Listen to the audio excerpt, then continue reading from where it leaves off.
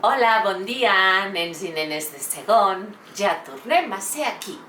I avui la Bibliolina us té preparats dos contes, un en català i l'altre en francès. Anem a despertar-la perquè ens ho expliqui? Som-hi, vinga. Bibliolina, Bibliolina, com estàs? Com estàs? Surt de la capseta i explica'ns un conte, Què vols que surti la Bibliolina? Baixa, cara, mira, ara surt. Ja sabeu que al Tau li agrada molt, la Bibliolina. Aquí està la Bibliolina, vinga. Hola, Tau, hola, bonica, que em fas petonets. Ai, senyor, li agrado molt al Tau. I a vosaltres que us agrado? Sí? Doncs vinga, avui, com us ha dit la Sílvia, tinc dos contes preparats.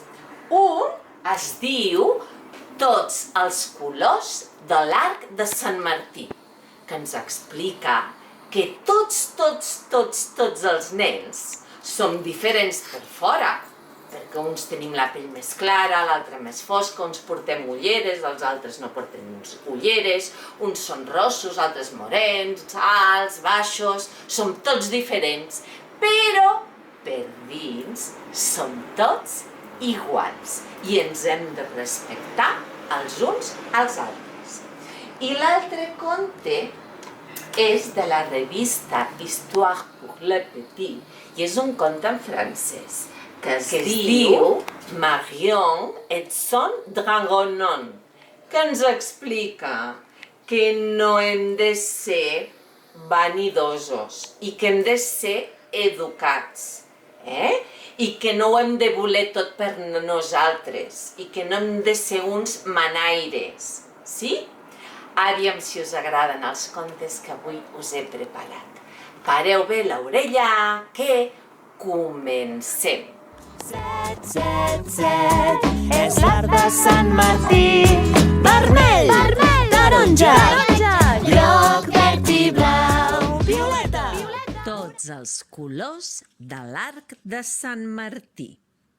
A la meva escola cada dia veiem l'arc de Sant Martí i no fa falta que plogui ni que faci sol perquè els colors els posen els meus companys. La primera és la meva germana, que diuen que és groga perquè va néixer a Xina. Té els ulls allargats i el cabell molt llis i molt negre. I la pell la té molt blanca, gairebé tan blanca com la meva. Però per a pell blanca, la de la Irina. La Irina té la pell blanca, molt blanca, i el cabell ros, molt ros, i els ulls blaus. El que més m'agrada d'ella és el seu somriure, perquè la Irina és una nena molt simpàtica, alegre i divertida. Amb ella sempre rius i ella sempre està somrient. La Irina va néixer a Rússia. Després està el meu amic Yedneka i la seva germana Leia. Tot i que la Leia encara no ve a l'escola perquè és molt petita, totes les tardes la veiem al pati amb la seva mamà quan venen a buscar el seu germà. Ells són d'Etiòpia. La seva pell és negra i brillant, tenen el cabell molt arrissat i els ulls molt grans, però el que més em sobta del meu amic Yedneka són les seves dents, que són més blancs que la pell de la Irina i molt més brillants. La meva mare diu que això és pel contrast entre la pell fosca i la blancor de les seves dents, que en realitat són tan blanques com les meves, ni més ni menys, encara que jo no ho tinc tan clar, perquè de veritat que les seves dents són blanquíssimes. I també està la Céline Pèl-roja, així l'anomenen alguns nens lletjos que la volen molestar, només perquè té la pell del color del coure. Però la Céline és molt atrevida i mai es calla. De color vermell, se'ls hauria de posar a la cara a ells per ser tan mal companys. Així que molta gent l'anomena Pèl-roja, però ella diu que no li importa perquè nosaltres, quan prenem el sol, la cara encara se'ns posa més vermella que a ella.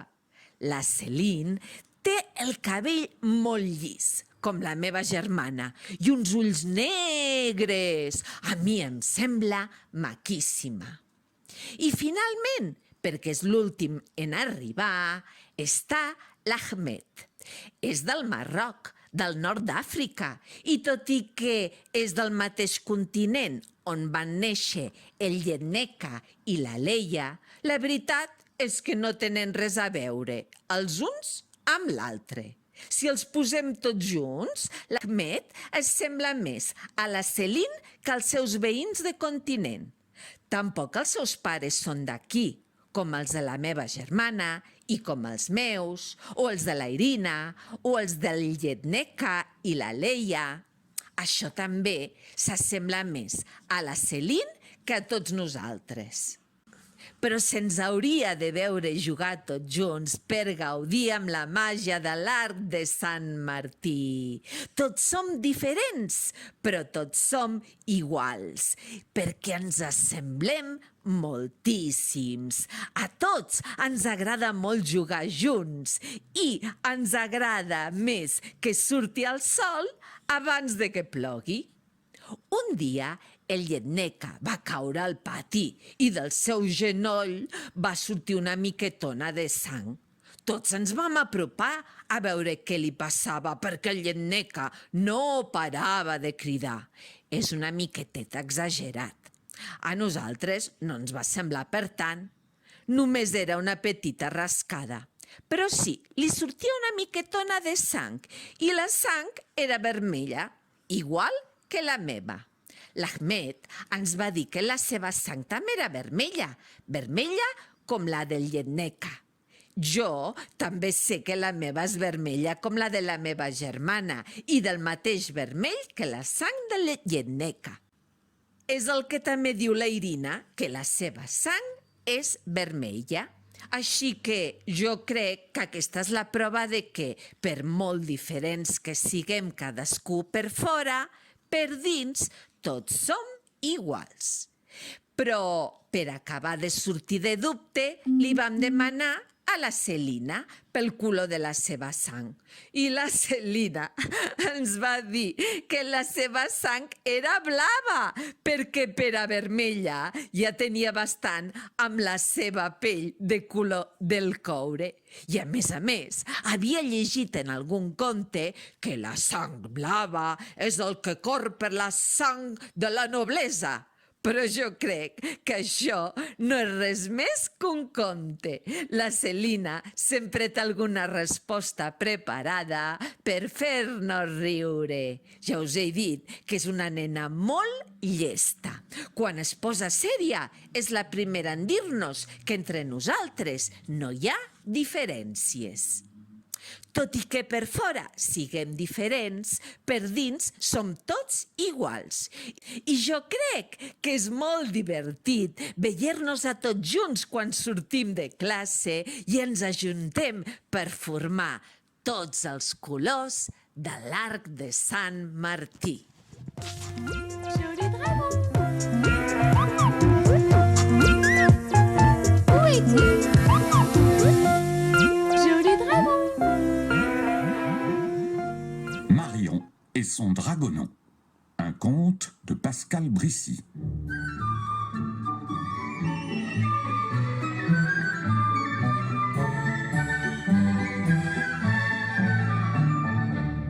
Il était une fois une princesse pas ordinaire. Elle boudait, elle rouspétait, elle avait de drôles de manières. Lorsque son père le roi décida de lui offrir un animal de compagnie pour son anniversaire, Marion répondit, l'air autoritaire: Oui, mais lequel? Le roi hésita. Un chien? Trop câlin. Peut-être un canari? Trop petit. Non, moi je veux plutôt un dragonon. Le dragonon était une sorte de dragon qui ne disait jamais non. Et le seul dragonon des environs n'était pas du genre méchant, mais plutôt encombrant. Devant l'air stupéfait des conseillers de son père, Marion répliqua Qu'on aille le chercher pour l'installer dans mes appartements. Zoom. Sitôt dit, sitôt fait. On invita le dragonon à quitter sa caverne. Comme prévu, le pauvre n'osa pas dire non. À peine bafouilla-t-il un petit. Ah bon? Et c'est ainsi qu'un tas d'ennuis commencèrent. Voulant tout faire à sa façon, Marion emmena partout son dragonon. Le matin, elle lui ordonnait Sous la table du petit déjeuner. N'osant pas dire non, le dragonon obéissait. Et bien sûr, tartines, chocolat et confiture, tout se renversait. À l'école des princesses, elle décidait de l'installer près d'elle. N'osant pas dire non, le dragonon gesticulait. Bien sûr, chaises, porte-plumes et cahiers à dorure, tout s'écrabouillait. À la récréation, le dragonon fut même obligé de jouer à la marelle. Il sautillait jusqu'au ciel. Bien sûr, le sol, les élèves et les murs, toute l'école tremblait. Et la nuit, notre dragonon s'endormait comme il pouvait au pied du lit.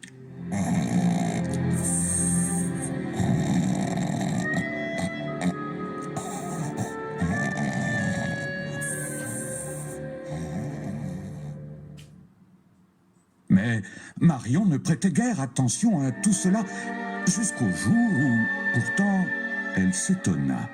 Tiens, n'aurais-tu pas rapetissé? En effet, le dragonon semblait beaucoup plus petit qu'à son arrivée. Le malheureux avait également le teint pâle, l'œil triste et un appétit de fourmi. Pour toute réponse, il se mit à tousser en laissant échapper de minuscules nuages de fumée.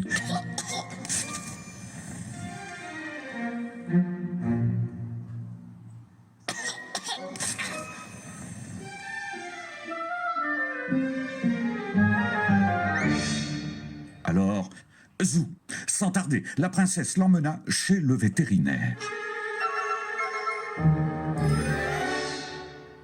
Dans la salle d'attente, où elle faisait les 100 pas rongés par le tracas, elle murmura « Je ne comprends pas.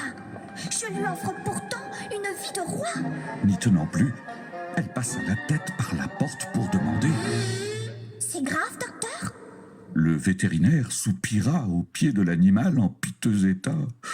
Oh là là, Votre Majesté, ce dragonon a besoin de liberté. Marion fit une grimace contrariée. C'est tout? Alors, rentrons à la maison. Zou.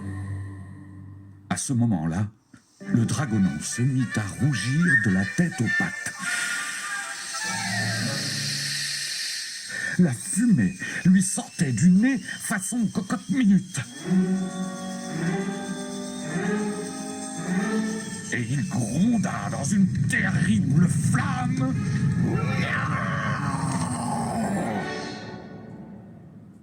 Personne n'avait jamais entendu pareil non. La princesse Marion, dont les tresses fumaient comme des saucisses grillées, en était tombée sur les fesses. Et c'est un peu à contre-cœur qu'elle lui proposa... Puisque tu assistes, je te raccompagne chez toi. Depuis ce jour, Marion et son dragonon devinrent de vrais amis. D'ailleurs, chaque fois qu'ils jouaient ensemble à la marelle, le dragonon l'emmenait faire un tour dans le ciel.